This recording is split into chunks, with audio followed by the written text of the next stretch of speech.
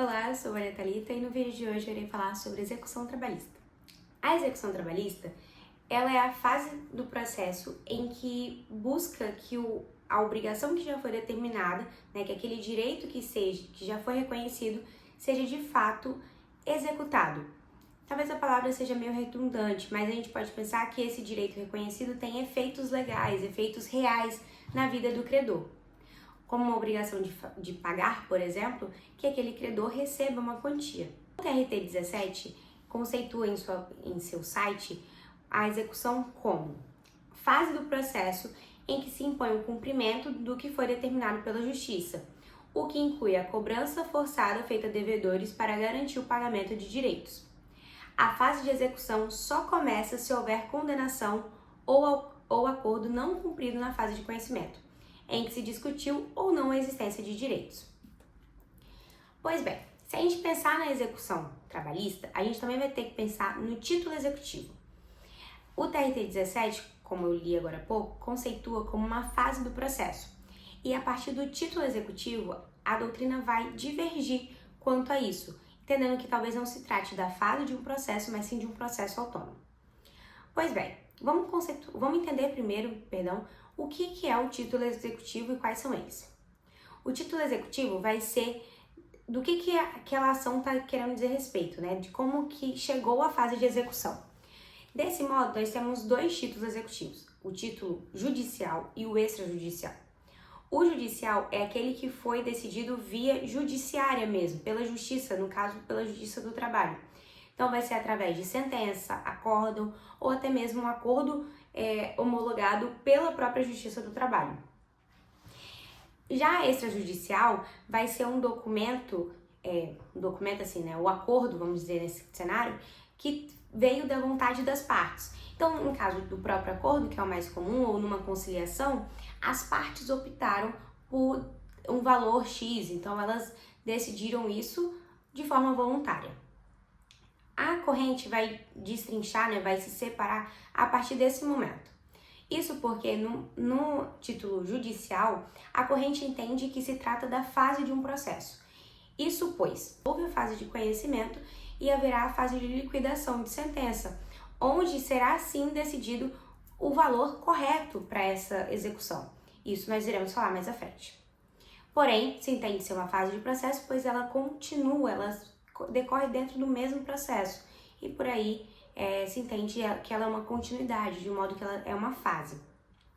Já no caso do título extrajudicial, se entende que é um processo autônomo, pois não houve a fase de conhecimento. E mesmo que ela tenha ocorrido, ela ainda assim vai ser mínima, vamos dizer, pois as partes acordaram. Então não teve uma sentença falando, o valor é tanto. As partes decidiram isso de forma mútua e cabe um processo autônomo, se tratando que a parte vai ter que cumprir aquele acordo, no caso. Essa corrente também se baseia no artigo 880 da CLT, que vai dizer no corpo da lei, para não ocupar tempo, irei só trazer essa parte, vai dizer que se trata que após a liquidação de sentença deve haver uma citação do devedor, da parte que está como devedora. Só que vem sendo interpretada ultimamente que não se trata de uma citação em si, apenas de uma simples notificação, pois a parte ela já está ciente do processo. Então essa citação, no caso, ela é uma simples notificação, a parte precisa lembrar, vamos dizer nessas palavras, que ela precisa cumprir com aquele acordo, com aquela obrigação ali, seja ela de pagar, de fazer ou não fazer, ou até mesmo de entregar a coisa certa. A gente tem ainda que, se a intimação se ocorrendo essa intimação 2 vezes, ela se tornar infrutífera, ela vai ocorrer por edital. Mas desse modo a gente já entende que se trata de uma intimação, o que faz com que entendam que não se trata de um processo autônomo, e sim da fase de um processo, conforme parte da doutrina. Ainda assim, visto que o devedor precisa cumprir com a obrigação, ele poderá ou realizar o pagamento desta ou realizar a garantia do juízo. E ele tem um prazo de 48 horas. Mas como que essa garantia do juízo pode acontecer? Ele pode realizar o depósito judicial, o seguro da garantia judicial ou nomear bens à penhora. E isso diz a espontaneidade do devedor. Agora, de forma arbitrária, né, de forma que o juiz mesmo imponha algo, será a penhora dos bens. Então, ele vai determinar quais bens que serão penhorados. Se não houver a garantia do juízo, não vai ser possível que a parte apresente a sua defesa futuramente, que nós também iremos ver mais à frente. Nós já vimos quais são os requisitos e conceituamos a execução trabalhista. Então, vamos entender quais leis são aplicadas à execução trabalhista. Bem, a teoria dualista vai dizer que o direito processual do trabalho ele é autônomo a ponto de permitir a aplicação subsidiária do Código de Processo Civil. Pois bem, no caso da execução trabalhista, segue essa mesma ideia, só que com um adicional. Isto, pois, será aplicado primeiramente à CLT de forma majoritária e, caso ela venha a ser omissa, será aplicada a Lei de Execução Fiscal, que é a Lei 6.830 de 1980. Porém, se essa ainda for omissa, será aplicado o Código de Processo Civil de 2015. Disso, nós temos os requisitos para que haja execução trabalhista. Entre eles, nós temos o interesse de agir, isso é quando o devedor ele não possui de forma voluntária o interesse de cumprir com aquela obrigação, de modo que ele precisa ser chamado a juízo para cumpri-la. Esse requisito chama logo o inadimplemento do devedor, que é o devedor não estar cumprindo com a sua obrigação, então ele não está entregando, ele não está pagando, ele não está fazendo algo. Então, esses dois requisitos, eles meio que se complementam. Nós temos ainda a legitimidade das partes, nós vamos ter a legitimidade ativa e a passiva. A ativa, a gente tem um artigo 878 da CLT, que vai prever que a execução ela pode ser promovida pelas partes que possuem um título de credor, e a exceção é que ela pode ser promovida também de ofício, pelo juiz ou pelo presidente do tribunal, caso esse credor não possua um advogado. E a gente tem a legitimidade passiva, que diz respeito a quem tem um título de devedor. Em casos específicos em lei, podem ser os sucessores, no caso de espólio, né? Sucessores, herdeiros, isso também caso haja massa falida no processo. A gente tem ainda um último requisito, que é o título executivo válido. Então, a obrigação ela deve ser certa, elegível e exigível.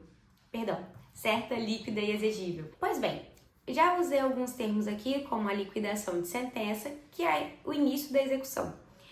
Para ocorrer a execução, é necessário que a obrigação seja líquida, como eu acabei de falar, o que pede com que haja a liquidação de sentença, que é a fase onde vai ser determinado o valor, né, de forma certa, que diz respeito à obrigação.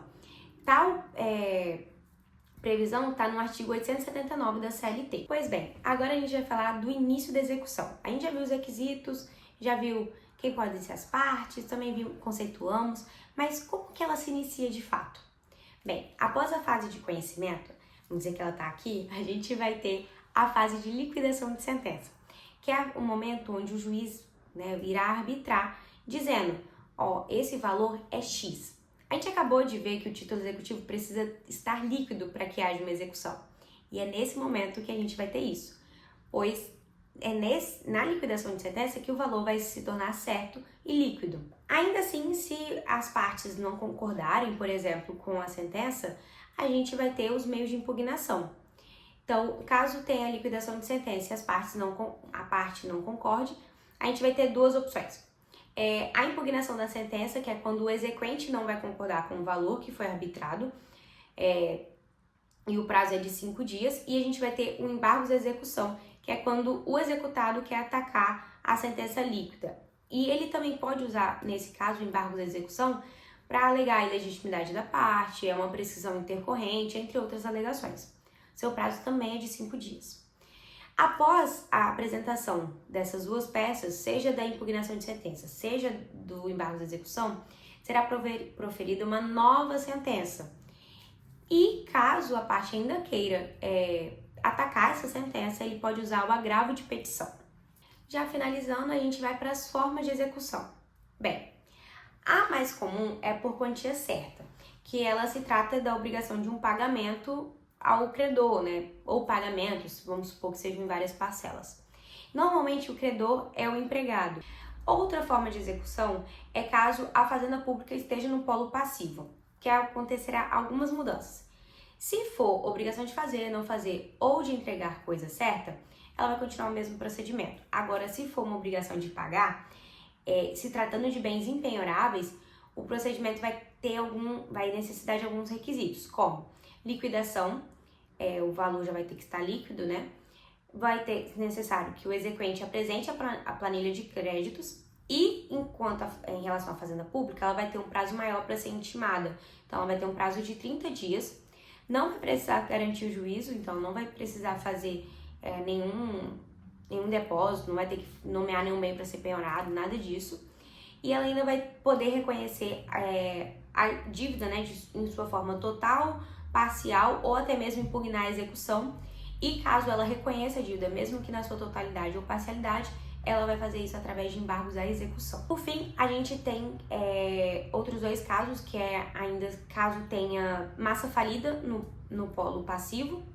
Então, em caso de falência ou recuperação judicial, a gente vai se atentar à Lei 11.101 de 2005, que é a Lei de Falência e Recuperação Judicial, que ela prevê já, caso haja decretação ou decretação de falência ou recuperação judicial, essa vai acarretar na suspensão da execução por 180 dias. E após isso, os credores podem retomar a execução.